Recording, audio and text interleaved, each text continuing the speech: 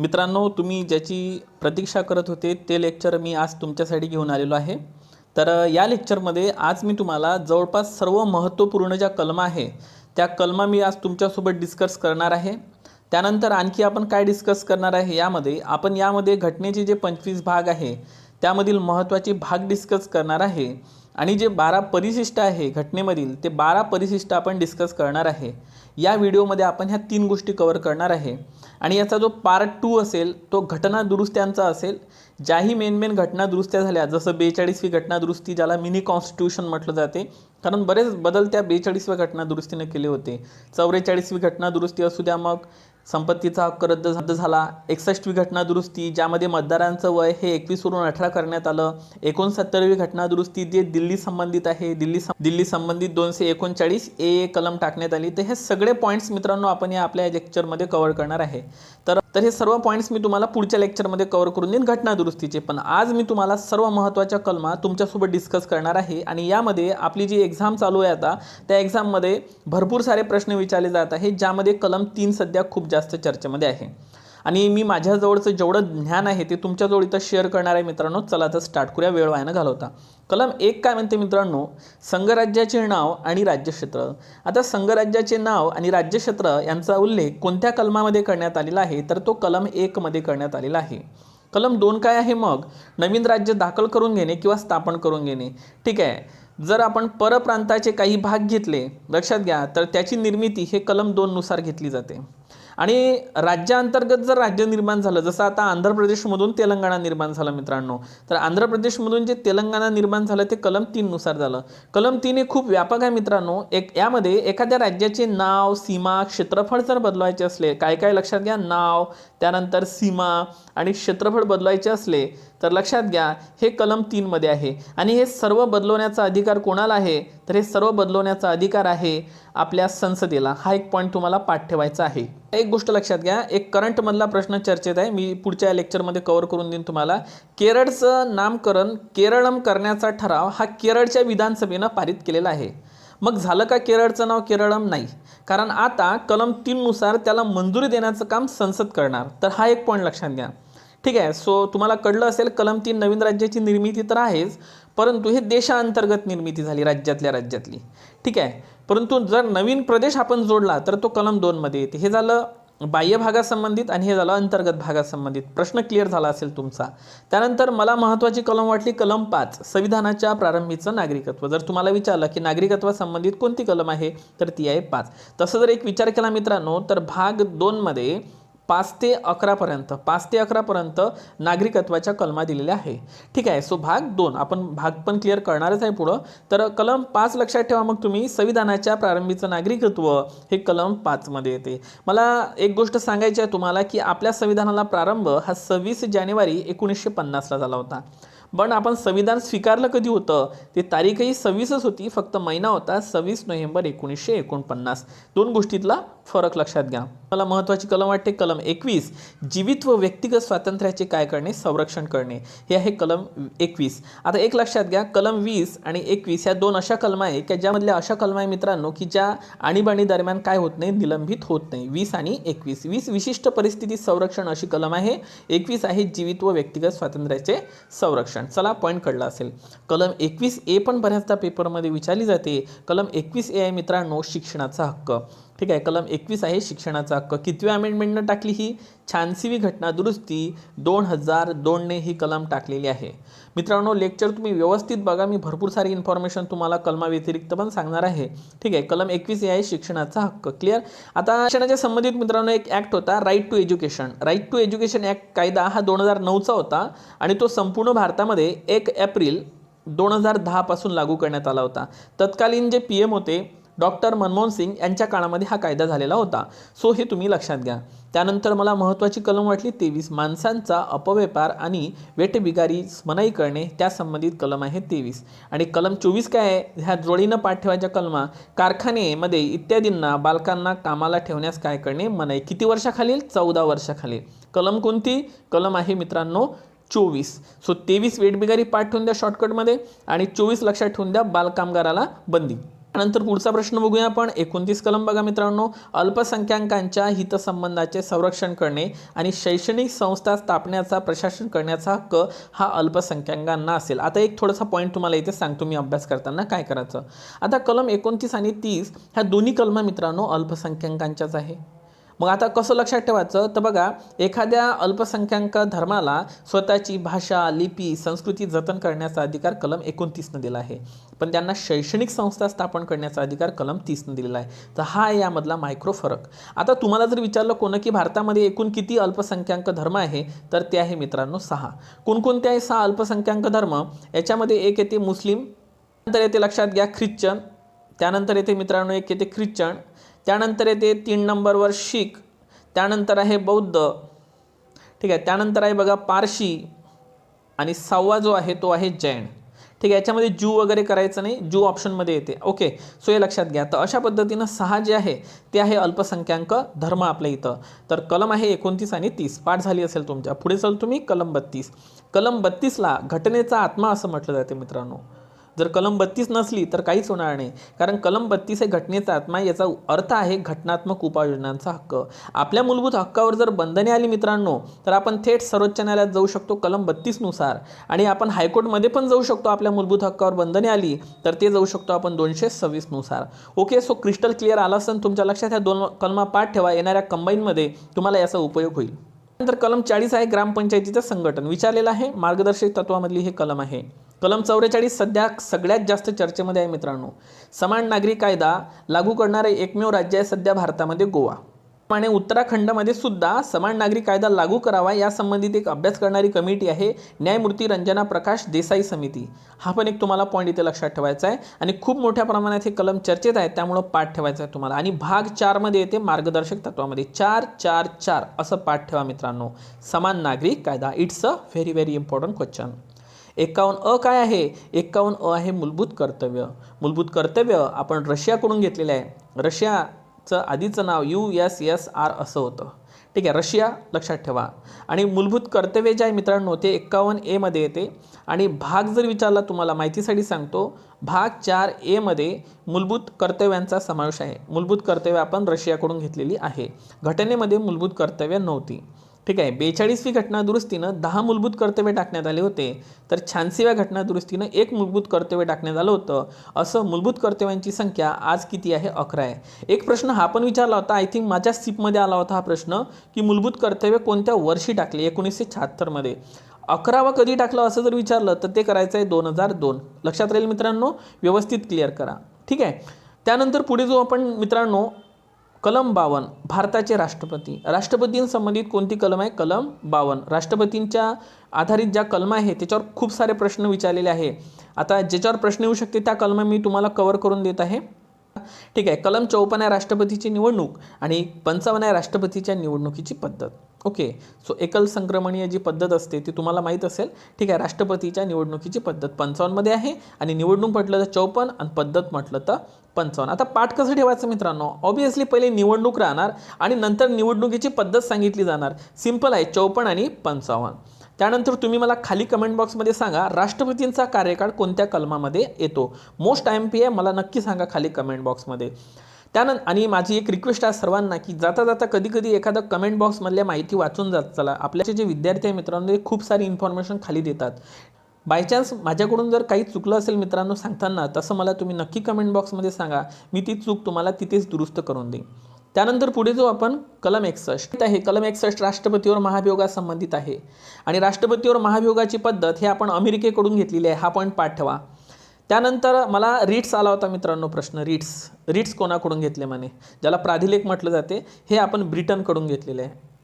ठीक आहे, ब्रिटनकडून घेतलेला आहे. हा पॉईंट पाठ ठेवा. त्यानंतर कलम 63 आहे भारताचे उपराष्ट्रपती, आणि 64 आहे उपराष्ट्रपती राज्यसभेचे पदसिद्ध सभापती असेल. आता तुम्हा सर्वांना माहीत आहे की राज्यसभेचे जे पदसिद्ध सभापती असतात मित्रांनो ते असतात आपले उपराष्ट्रपती. मग आता 63ला उपराष्ट्रपती म्हणायचं, 64ला राज्यसभेचे सभापती कोण? उपराष्ट्रपती. म्हणजे तुम्हाला प्रश्न आला की राज्यसभेचे सभापती हे उपराष्ट्रपती असतात कोणत्या कलमानुसार? उत्तर 64 लागेल. पण भारताचे उपराष्ट्रपती म्हटलं तर 63 लागेल. कन्सेप्ट क्लिअर होत असेल. त्यानंतर 72 कलम काय? राष्ट्रपतीचा दयेचा अधिकार. ठीक आहे, राष्ट्रपतीचा दयेचा अधिकार आहे कलम 72 मध्ये. आणि याच्यात 89 जर प्लस केले तुम्ही तर तुम्हाला भेटेल 161. हा आहे राज्यपालांचा दयेचा अधिकार. ओके, राज्यपालांचा दयेचा अधिकार. 72 राष्ट्रपती दयेचा अधिकार. पाठच करून घ्या. 74 मध्ये येते केंद्रीय मंत्रिमंडळ. याच्यात 89 प्लस करायचे 163 भेटते मित्रांनो, ते झालं राज्याचं मंत्रिमंडळ. पहा किती सोप्या पद्धतीनं सांगत आहे. याच्यात 89 प्लस करायचे 163 भेटते, हे झालं राज्याचं केंद्रीय मंत्रिमंडळ. त्यानंतर 76 महान्यायवादी आहे. हा देशाचा सर्वोच्च कायदा अधिकारी असतो. याच्यामध्ये 89 प्लस करा 165 भेटते, हा झाला राज्याचा महाधिवक्ता. कन्सेप्ट कळत आहे तुम्हाला? महाराष्ट्राचे महाधिवक्ता कोण आहे खाली कमेंट बॉक्समध्ये सांगा, जर इथपर्यंत तुम्ही व्हिडिओत आले असेल मित्रांनो. 76 महान्यायवादी. ओके, आणि इकडे काय घेतलं आहे 89 प्लस करा 165 आहे महाधिवक्ता. Concept clear? ओके. त्यानंतर 79 काय आहे? 79 आहे मित्रांनो संसद. 79 काय आहे मित्रांनो? संसद. क्लिअर ठेवा, महत्त्वाचा प्रश्न आहे. याच्यात तुम्ही 89 प्लस करा, तुम्हाला उत्तर भेटेल 168. 168 आहे राज्य विधिमंडळ. आणि लक्षात घ्या, पुढं चालतो मी तुम्हाला एकदम व्यवस्थितरित्या सांगतो, फक्त बघत चला तुम्ही आता काय होणार आहे. तर याच्यात 89 प्लस केले 168 भेटलं, हे झालं हे संसद, तर हे झालं राज्य विधिमंडळ. 80 मध्ये राज्यसभा वरिष्ठ सभागृह आहे. याच्यात 89 प्लस करा 169. तुम्हाला माहीत आहे विधान परिषदेची निर्मिती करणे किंवा नष्ट करणे 169 मध्ये सांगितलं आहे. 81 आहे लोकसभा. याच्यात 89 प्लस करा तुम्ही, याच्यात 89 प्लस करा, तुम्हाला उत्तर भेटणार 170. 170 मध्ये विधानसभा आहे की नाही आहे सांगा. तर हे अशा पद्धतीनं पाठ करा. एक साईड जर तुम्ही पाठ केली केंद्राची, इकडे तुम्हाला राज्याची एक साईड भेटू शकते. ठीक आहे, तर हा एक पॉईंट लक्षात घ्या मित्रांनो.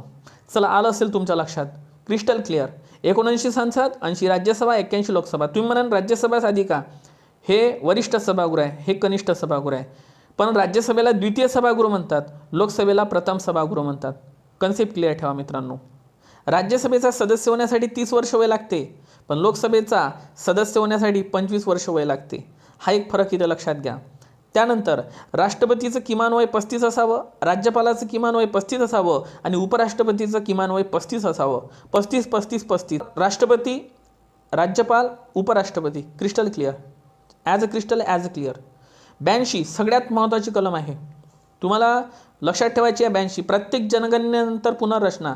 मित्रांनो माहीत आहे, जेव्हाही जनगणना होते लोकसंख्या वाढलेली असते, तर त्यानुसार आपल्याला प्रत्येक जनगणनेनुसार पुनर्रचना करावी लागते.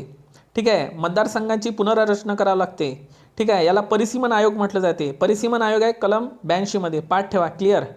87 मध्ये राष्ट्रपतीचं विशेष अभिभाषण लक्षात ठेवायचं. 87. 88 मध्ये आहे मंत्री व महान्यायवादी सभागृहात राहण्याचा हक्क आहे, त्यांना बोलण्याचा हक्क आहे 88 मध्ये. 89 हे महत्त्वाचं आहे, राज्यसभेचे सभापती आणि उपसभापती संबंधित कोणती कलम आहे मित्रांनो? 89 89 89. क्लिअर ठेवा. लक्षात येत आहे? कधी जर कलमा केल्या नसेल तर आज माझ्यासोबत पाठ करा, पूर्ण क्लिअर करून देतो महत्त्वाच्या कलमा. प्रत्येक एक्झाममध्ये कामी पडेल तुम्हाला. लोकसभेचा अध्यक्ष आणि उपाध्यक्ष. मग काय कळलं आपल्याला? 89 राज्यसभा, सभापती, उपसभापती. 93 लक्षात घ्यायचं आहे तुम्हाला, लोकसभा अध्यक्ष, उपाध्यक्ष. बस 4 साडेपर्यंत लक्षात ठेवा. 89 93. क्लिअर? मतदान आणि गणपूर्ती काय लक्षात ठेवायचं आहे? 100. आणि गणपूर्तीसाठी 110 सदस्य असणं आवश्यक आहे. मोस्ट टाइम करा. गणपूर्तीसाठी किती सभासद असणं आवश्यक आहे? 110. ठीक आहे, क्लिअर. मतदान 100. त्यानंतर 112 वार्षिक वित्तीय विवरणपत्र, याला बजेट म्हटलं जाते, पण घटनेत बजेट या शब्दाचा उल्लेख नाही आहे, वार्षिक वित्तीय विवरणपत्र आहे. आता याच्यात तुम्हाला 90 प्लस करायचे आहे. आता 90 प्लस करायचे आहे. 202 राज्याचं बजेट म्हणजे वार्षिक वित्तीय विवरणपत्रक राज्याचं. क्लिअर?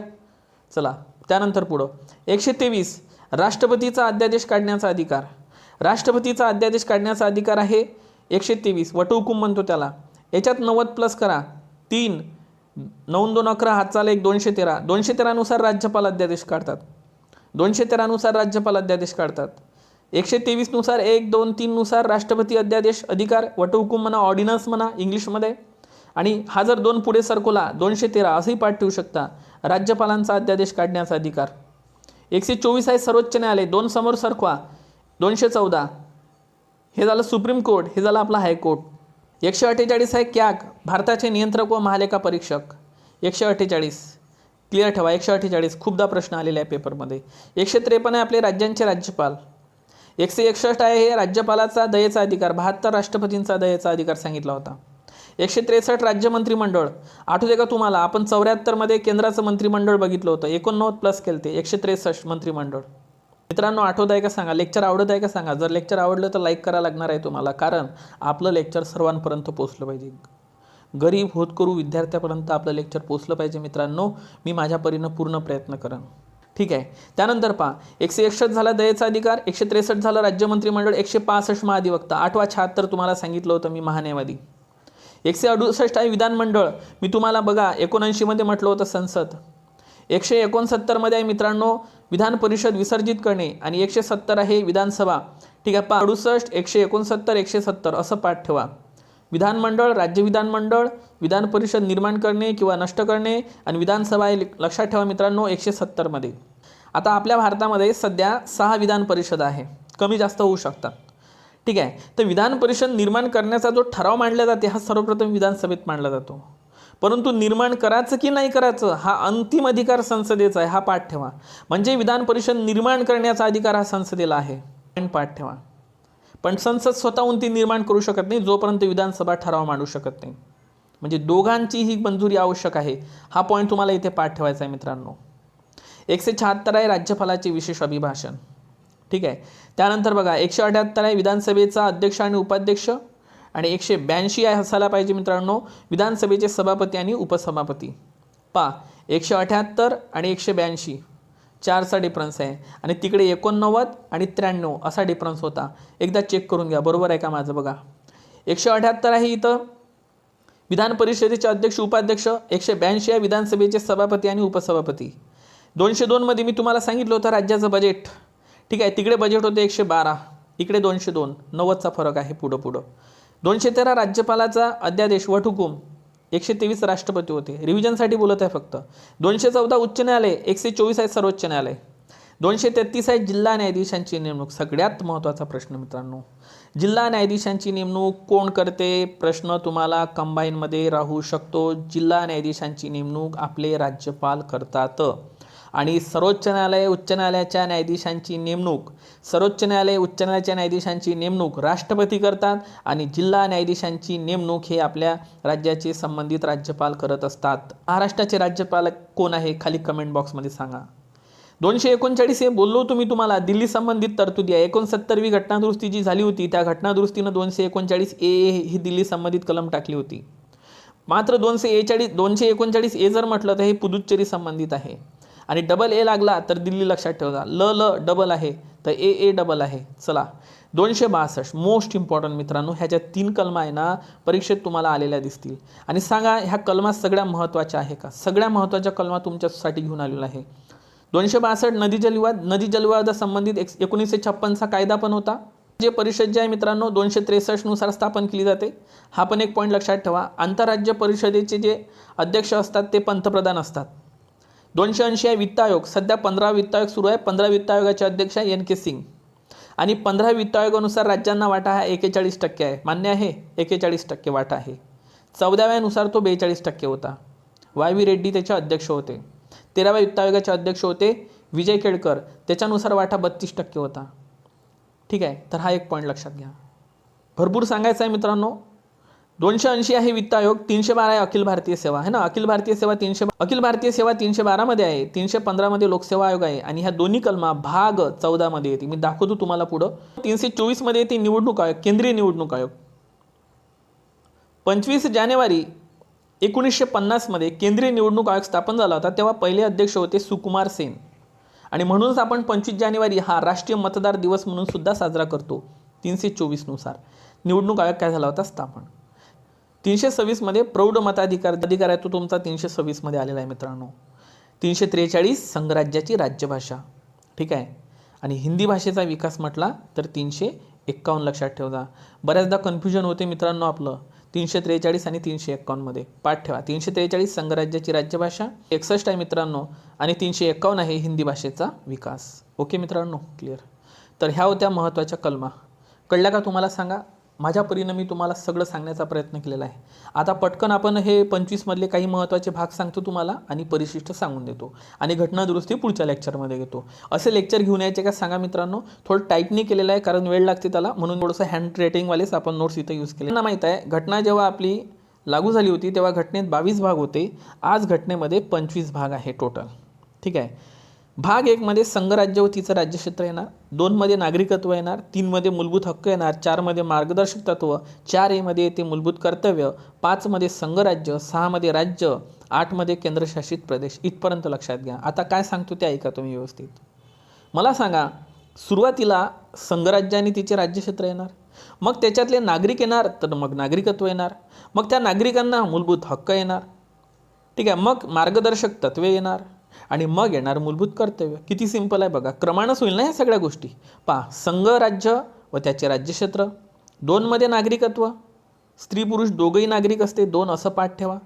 त्यानंतर 3 आहे मूलभूत हक्क जे आपण अमेरिकेकडून घेतले, 4 मध्ये आहे मार्गदर्शक तत्व जे आयर्लंडकडून घेतले, 4A मध्ये बघा, 4A का, कारण हा घटनेमध्ये नव्हता, हा 1976 मध्ये टाकण्यात आला भाग 42वी घटना दुरुस्ती करून, ठीक आहे. मूलभूत कर्तव्य जे की आपण रशियाकडून घेतलेले आहे.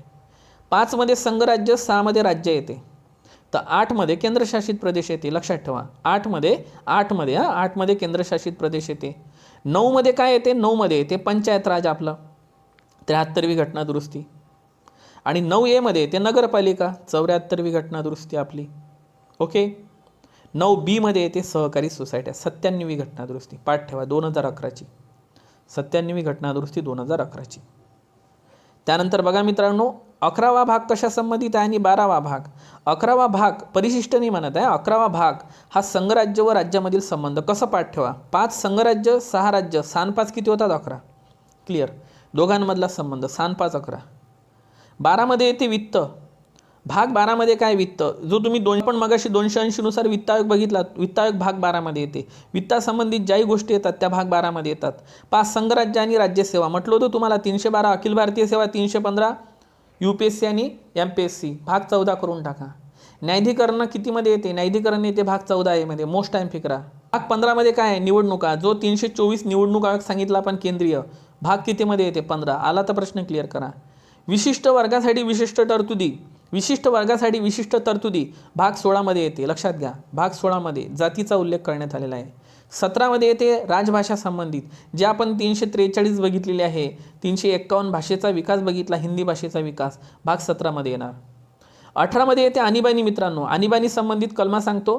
352 आहे राष्ट्रीय आणीबाणी, 356 आहे राज्य आणीबाणी. याच्यामध्ये राज्य आणीबाणी संबंधित एक 365 पट कलम आहे.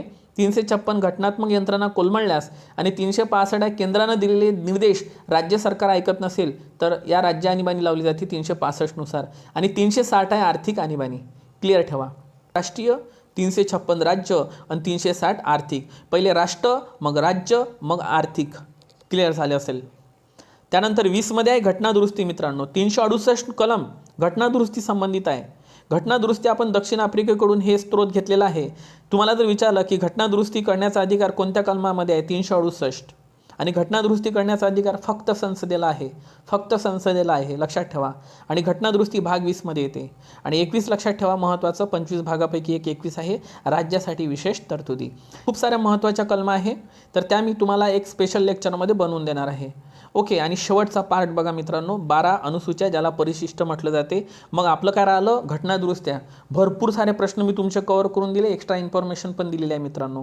फक्त तुमचा सपोर्ट मला असू द्या, ठीक आहे. आपल्या चॅनलला मोठं करण्याचं नक्कीच आपण सर्वजण प्रयत्न करू मित्रांनो, याची मला खूप मदत होईल, ठीक आहे. आणि गरिबापर्यंत, प्रत्येक गरीब विद्यार्थ्यापर्यंत आपल्याला शिक्षण पोहोचवायचं आहे मित्रांनो. आणि सगळ्यात महत्त्वाचा माझा एक हेतू आहे की आपल्याला शिक्षणाला स्वस्त करायचं आहे मित्रांनो. प्रत्येक गरिबापर्यंत शिक्षण पोहोचलं पाहिजे. आणि हा माझ्याजवळ एक चांगला प्लॅटफॉर्म आहे की मी त्यांच्यापर्यंत नक्कीच पोहोचू शकेल. आणि ते तुमच्यामुळं मित्रांनो, प्लीज सपोर्ट करा तुम्ही. आपण चांगलं काम करत आहे. आणि मित्रांनो, do good and good will come to you. जर आपण चांगलं केलं दुसऱ्याचं तर आपलं नक्कीच चांगलं होतं मित्रांनो. चला तर पुढे जाऊ आपण. सूची राज्य व केंद्रशासित प्रदेश. सध्या 28 राज्य 8 केंद्रशासित प्रदेश आहे. हा आकडा विसरू नका, वेळोवेळी बदल होऊ शकतो. दुसरी अनुसूचीमध्ये वेतन आहे. पहा आता लक्षात घ्या कसं प्रोजेक्ट लोनच आपण हे पाठवू. पहिली अनुसूची आहे राज्य आणि केंद्रशासित 28, सध्या 28 राज्य आणि 8 केंद्रशासित प्रदेश. 2 मध्ये वेतन भत्ते वगैरे दिलेले आहे. 2 वेतन लक्षात ठेवा. 3 मध्ये शपथ प्रतिज्ञा. पहा आता शपथ आणि प्रतिज्ञा 3 अक्षरी आहे मित्रांनो. तिसरी अनुसूची ती आहे अनुसूची शपथ प्रतिज्ञा. दुसरी आहे अनुसूची वेतन संबंधित. ओके. सो तर चौथी अनुसूची आहे राज्यसभेतील जागांची वाटणी. पहा, राज्यसभेतील जागांची वाटणी चौथी अनुसूची पेपरमध्ये प्रश्न आलेला आहे. पहा मी काय सांगितलं, पहिल्या याच्यात तर राज्य सेना आपण आतापर्यंत सगळंच पाहिलं. कलम 1 पाहिली, त्याच्यानंतर भाग 1 पाहिला आणि परिशिष्ट 1 पाहिलं. राज्य आणि केंद्रशासित प्रदेश दिसेल तुम्हाला. दुसऱ्यामध्ये वेतन लक्षात ठेवा. तिसऱ्यामध्ये शपथ लक्षात ठेवा. चौथ्यामध्ये राज्यसभेतील जागांची वाटणी लक्षात ठेवा. 5 सगळ्यात महत्त्वाचा आहे आणि 6 याला एकत्र पाठ ठेवू आपण. अनुसूचित क्षेत्र व अनुसूचित जमाती यांचे प्रशासन नियंत्रण आलं तर 5 घ्या. परंतु 4 राज्य जर आले, 4 राज्य, तर हे लक्षात ठेवायचं आहे 6वी. कसं पाठ ठेवा, 4 आणि 6 सम आहे. हे 5 मध्ये येणारच नाही, 4 लक्षात ठेवा मध्येच येणार. कोण कोण? आसाम, मेघालय, मिझोराम, त्रिपुरा या संबंधित तरतुदी आहे. याचा शॉर्टकट लक्षात ठेवू शकता, मित्री. ओके, मैत्री वगैरे असते ना. आसाम, मेघालय, मिझोराम आणि त्रिपुरा ह्या 4 राज्यांचा समावेश 6व्या अनुसूचीमध्ये येते. पेपरमध्ये विचारलेला आहे 6 मध्ये कोणकोणते 4 राज्य आहे किंवा 3 राज्यातील एक ऑड ऑप्शन देईन, ते तुम्हाला ओळखता यायला पाहिजे. 7वी अनुसूची सहसा लक्षात ठेवून द्या. सूच्या किती प्रकारच्या? 3. संघसूची, राज्यसूची, समवर्त सूची. ठीक आहे, याच्यातलं संघसूची आणि राज्यसूची कॅनडाकडून घेतलं आणि समवर्त सूची ऑस्ट्रेलियाकडून घेतलं. आणि जे उरलेले शेषाधिकार आहे मित्रांनो, हे सुद्धा आपण कॅनडाकडून घेतलेला स्रोत आहे. शेषाधिकार सुद्धा केंद्राकडे असतात. संघाचे अधिकार केंद्राकडे, राज्याचे राज्याकडे, अपवादात्मक केंद्राकडे पण असतात आणि समवर्तीमध्ये दोघांकडे पण अधिकार असतात. ठीक आहे, आणि शेषाधिकार केंद्राकडे असतात. 8व्या अनुसूचीमध्ये येते भाषा. पहिले घटनेमध्ये 14 होत्या भाषा 8व्या परिशिष्टानुसार. आता त्याच्यात 8 वाढलेले आहे. अशा टोटल 22 लक्षात घ्या भाषा झालेल्या आहे. वेळोवेळी बदल होऊ शकतो. 9वी अनुसूची आहे मित्रांनो, मुख्यतः भू सुधारणे संबंधित कायदे व विनियमन विधिग्राह्य या संबंधित आहे. हे पाठ नाही केलं तरी चालेल. 10वी अनुसूची सगळ्यात महत्त्वाची आहे, पक्षांतर बंदी पाठ ठेवा मित्रांनो, महत्त्वाचा पॉईंट आहे. 11वी आहे अनुसूची पंचायती राज. ठीक आहे, आणि 12वी आहे नगरपालिका. हे झालं आपलं 73वी घटनादुरुस्ती आणि हे झाली आपली 74वी घटनादुरुस्ती. 73वी पंचायत राज संबंधित आहे, 74वी आहे आपल्या नगरपालिकेसंबंधित. याची अधिकार व सत्ता 243 जी कलम महत्त्वाची आहे आणि इकडे 243 डब्ल्यू कलम महत्त्वाची आहे. तर मित्रांनो, हे होते आजचे महत्त्वाचे पॉईंट्स. कलमच्या नंतर भाग, त्याच्यानंतर परिशिष्ट, तिन्ही पॉईंट मी तुम्हाला कव्हर करून दिले आहे. आता पुढचा पॉईंट राहील आपला घटनादुरुस्त्या. सगळ्या महत्त्वाच्या घटनादुरुस्त्या क्लिअर करून देतो. आपल्यासोबत जोडून राहा. व्हिडिओ आवडला असेल तर नक्की लाईक करा आणि तुमच्या प्रतिक्रिया काय आहे आपल्या लेक्चरबद्दल नक्की खाली कमेंट बॉक्समध्ये टाईप करा. Thank you so much. All the best. Take care.